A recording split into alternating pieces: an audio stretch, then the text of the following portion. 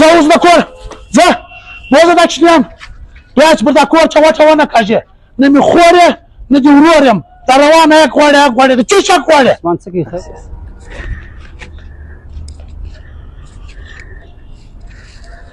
لالا څنګه جوړ بخیر څه حال دی خوره ښه یم ته څنګه لالا ای څه تر اچانک راغلې خیر دی و خیر دی لالا بس دغه چې را چکر شوم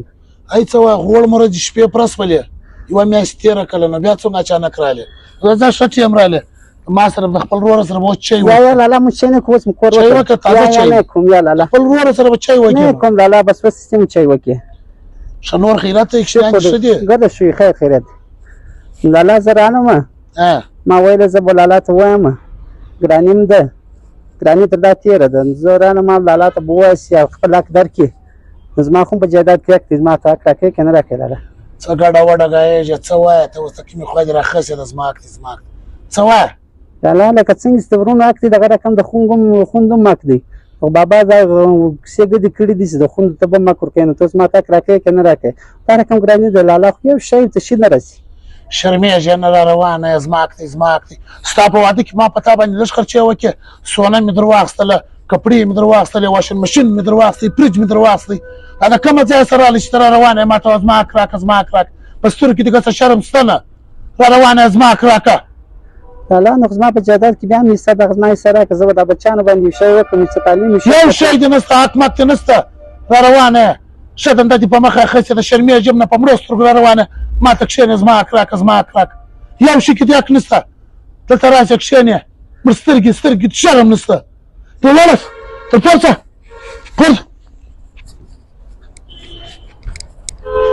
ځه اوس د کور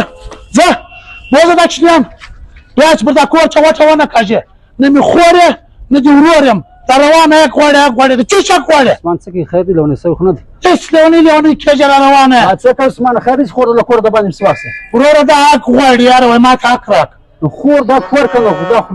کوی به ته ورکوي نه ولې نه ورکوي یاره زرداده دا خبرې مه راته کوه ولې چې خوا دې راڅه بد اوس بیا ته را روان یې حق ورکوه د چا شک ورکړمه وروره څنګه د ورونو حق دی هغه رقم د خوندو بس ما ته ډېر دماغ مه راخرابوه چې هغه ستا ګوډ ورور چېرې هغه کور ته پروت دی ډېر سخت ناجوړه دی په د ژوند یې اخره ده اوس ښه نو زه ورځم یو پوښتنه دې کوم یاره زرداده ته ولاړ دماغ مه خرابوه څه پوښتنه دې کوې ته راځه زه بیا هلته درشم ته درځه ځه ولاړ چې بیا چې دا کور ته رانه څه کرالې په قرآن بد یې وبولې ځه ولاړه شه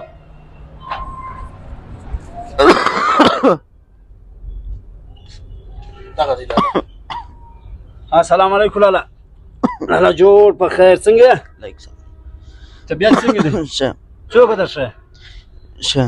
لالا ما خدای یوه فیصله کړې ده مرګ ژوند چې دی هغه ګرد الله په لاس کې ما ویل زه به دا ستا جایداد راواخلم دا د عثمان پر نامه بیا کړم څنګه د خوښه شي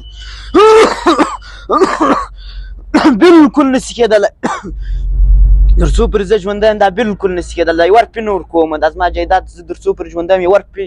یوه زما جایداد ته زما د ورور په نامه کوي بالکل نه کېږي دا الله دا سړي ستا ډېر خدمت کړی دی مرګ ژوند چې دی د الله په لاس کې دا بالکل نشي کېدلی تر څو پورې زه ژوندی یم زما د ورور په نامه زه نه ورکوم دا جایداد په نامه کې ډېره ښه خبره ده نه کېږي دا نه کېدی شي لالا ته پرېږده د لالا طبیعت خراب شو لالا طبیعت ما تا ته وویل لالا ته ناجوړه دی راځه السلام علیکم ملګرو زما او د زردادو زما د انډیوالانو دا یو اصلاحي میسج د خور په حقوق مبارک موږ جوړ کړی چې خور ته به حق ورکوي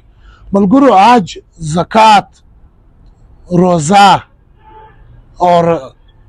ښه کارونه دا چې پر موږ ته فرض دي دا رقم د خور حق هم پر موږ ته فرض اوس موږ ته په معاشره کې دا شی نشته چې خور ته حق ورکړو ولکم نه حج صحیح شي ولکم نه عمره صحیح شي ولکم نه د ښه کار صحیح شي ولې چې څو پرې موږ خور د خپل حق نه ورکړي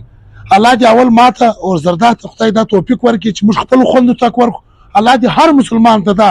توفیق ورکړي چې دوی د خپل شیرین خور د خپل حقونه ورکړي چې څنګه کېږي